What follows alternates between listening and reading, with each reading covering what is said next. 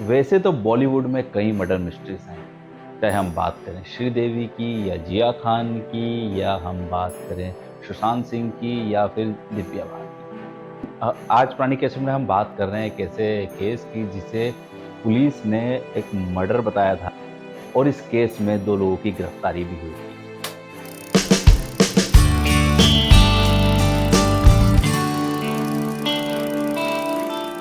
है दोस्तों, स्वागत है आपका पुरानी कैसेट के एक और नए एपिसोड में।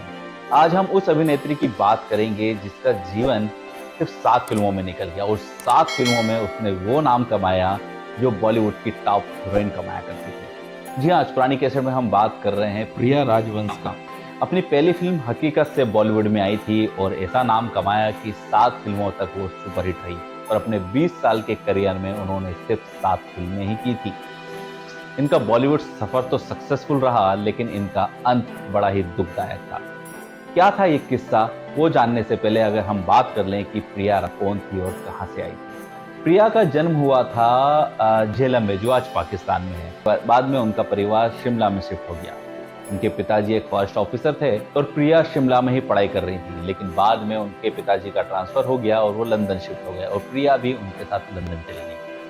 लंदन में प्रिया ने अपना ग्रेजुएशन किया, और ग्रेजुएशन के साथ ही वो वहाँ के थिएटर में काम किया करती थी। एक वक्त ये आया कि जब प्रिया एक परफॉर्मेंस दे रही थी, किसी फोटोग्राफर ने उनका एक फोटो क्लिक कर दिया, और ये फोटो ना जाने कैसे देवानंद के भाई चेतन आनंद, जो कि एक बड़े ही निर्देशक थे, अपनी फिल्मों के लिए जाने जाते हैं, उनके पास पहुंचा।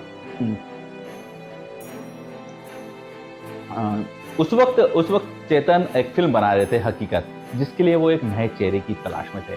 और जब उन्होंने प्रिया का ये फोटो देखा तो उन्हें लगा कि उनकी हीरोइन की तलाश पूरी हुई। उन्होंने जैसे तैसे प्रिया को कांटेक्ट किया और उन्हें लंदन से मुंबई में पास मिलने के लिए बुलाया। प्रिया को भी ऑफर अच्छा लगा और वो लंदन से चेतन से मिलने मुंबई आई। दोनों के बीच में बात तय हुई और प्रिया ने इस रोल के लिए हाँ कर दिया। फिल्म की शूटिंग चालू हुई और फिल्म बनी हकीकत, जो उस वक्त की सुपर डुपर हिट फिल्म है। पहली फिल्म से ही प्रिया की एक्टिंग के लिए लोग कायल हो गए। उनकी खूबसूरती, उनकी बेहतरीन अदाकारी, उनकी बेहतरीन भाषा पर लोग फिदा थे। हकीकत की शूटिंग के दौरान ही चेतन आनंद और प्रिया के बीच में रिलेशनशिप डेवलप हो गया। 1970 का ये वो दशक था जहाँ पर लिविंग रिलेशनशिप की बात करना भी बड़ा गुनाह माना जाता था। उस दौर में प्रिया और चेतन साथ रहने लगे।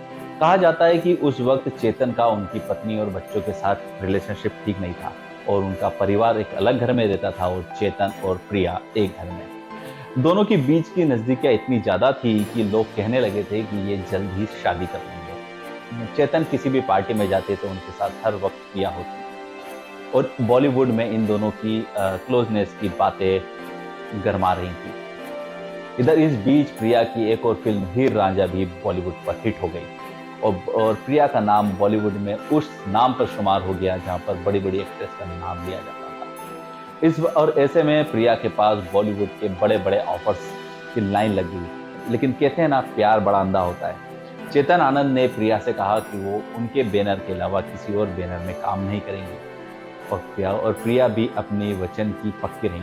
उन्होंने चेतन आनंद के अलावा किसी और के साथ काम नहीं किया। चेतन आनंद के साथ उन्होंने करीब 7 फिल्में की, और सातों ही फिल्मों में उनकी हीरोइन रही प्रिया।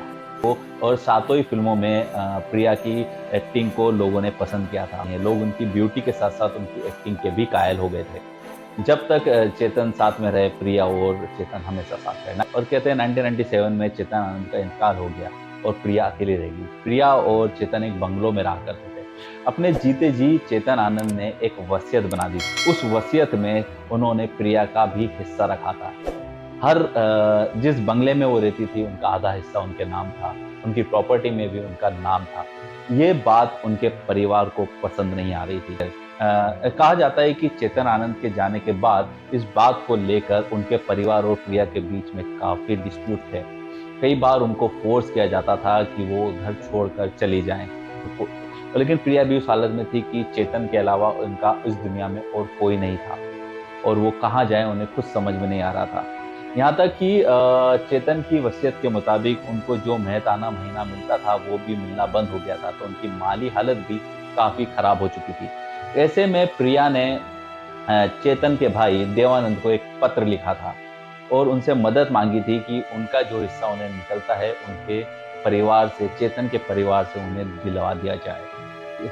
चेतन के इंतकाल के 3 साल बाद प्रिया उसी बंगलो में जहाँ पर चेतन और प्रिया रहा करते थे वो मरी हुई मिली थी।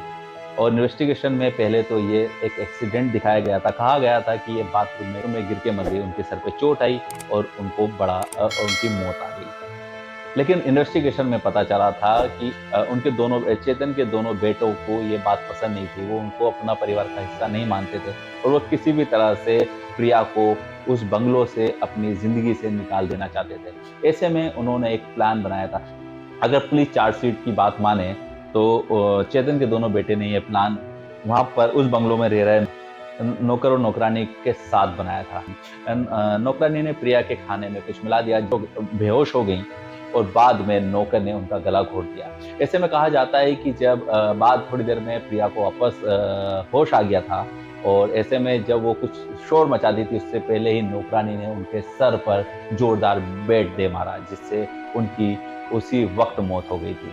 बाद में पुलिस ने इन्वेस्टिगेशन में नौकर और उनके दोनों भाइयों को पकड़ लिया था। लेकिन उनके बेटे आज भी इस बात को एक हादसा ही बताते हैं और कहते हैं कि उनका इस बात में कोई हाथ नहीं था।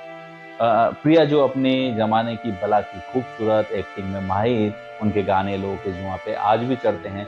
जिनका इतना खूबसूरत बॉलीवुड करियर था, उनका अंत उतना ही दुखद था।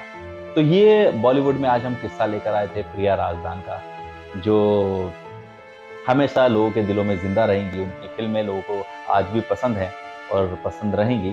तो आपको ये किस्सा कैसा लगा आप कमेंट बॉक्स में लिखें। ये स्टोरी आप अपने दोस्तों के साथ शेयर करें और सब्सक्राइब करना ना भूलें ताकि आपको पुरानी कैसेट के और भी चटपटे अनसुने किस्से सुनने के लिए, देखने के लिए मिलते रहें। तब तक के लिए देखते रहिए पुरानी कैसेट।